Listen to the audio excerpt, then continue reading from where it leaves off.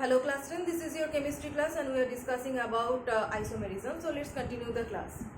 So today's topic is stereoisomerism, and we have discussed about structural isomerism, and it was the different arrangement of atoms within the molecule. So ethyl alcohol and dimethyl ether was the examples of structural isomers. Next one is stereoisomerism, and you know the term stereo determines the space. So difference in the arrangement of atoms or groups in space. This is the main difference between structural isomerism and stereoisomerism. You must remember that in structural isomerism, the arrangement of atoms or groups are different within the molecule, and here the arrangement of atoms or groups are different in space. So this is the main key factor of difference between stereoisomerism and structural isomerism. Structural isomerism difference lies within the molecule, and stereoisomerism, the difference in the arrangement of atoms lies within the space.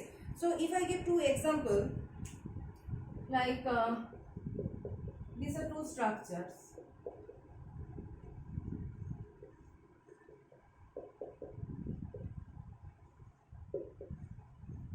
So in this two structure, this is structure A and this is structure B. So in structure A, you can see that these two chlorine atoms are on the same side. Okay, these two chlorine atoms are on the same side, and here these two chlorine atoms are on opposite side, maintaining at an angle 180 degree, opposite side. So this is the main difference. So in case of structural isomerism, we have seen that the arrangement of the oxygen atom is differing. In one molecule it was forming, just like you were saying about structural isomerism, ethanol and dimethyl ether. These two are structural isomer. So what is the difference there? That here oxygen atom is forming alcohol molecule, alcohol OH group, and here oxygen molecule is forming the ether linkage. So that is the difference in arrangement of the atom. Two different groups they are forming in two different molecules. Okay, so that is within the molecule different. But here you can see everything is same. Here these two chlorine atoms are attached to these two carbon atoms, and here also these two chlorine atoms are attached to this carbon atom. Their linking property or any other characteristics remain same. Just the space is differing here.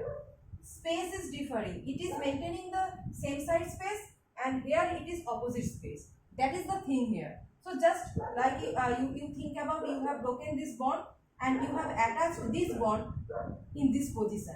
So side is differing actually. Within this is the space position, and in the space the side is differing. It is the same side and it is the opposite side. So this is actually the stereoisomerism, that is arrangement of the atom is different in the space, that is difference in the side, same side and opposite side. And here the arrangement of atoms or groups are different within the molecule, and they are forming different groups, that is the alcohol group and it is the ether group, completely different. But here these fluoro groups remain same, just like they are changing their position or the side, they are changing their side actually. Okay, so this is stereoisomerism. Next is there are different types of structural isomerism. Within structural isomerism there are different types. So 6 different types of structural isomers are there, that is chain isomerism, functional isomerism, tautomerism, etc. So six types we can write actually for structural isomerism.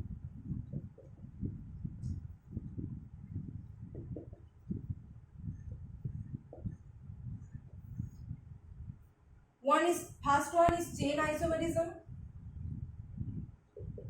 Chain isomerism. Second one is functional isomerism.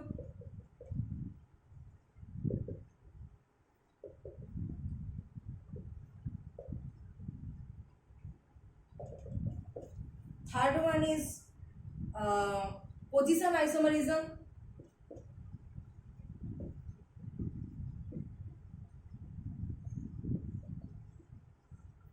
Fourth one, we can say tautomerization. tautomerism.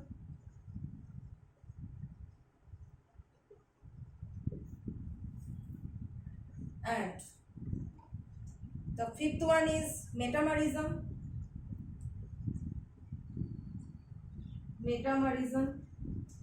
And the sixth one is, number 6 is ring chain isomerism.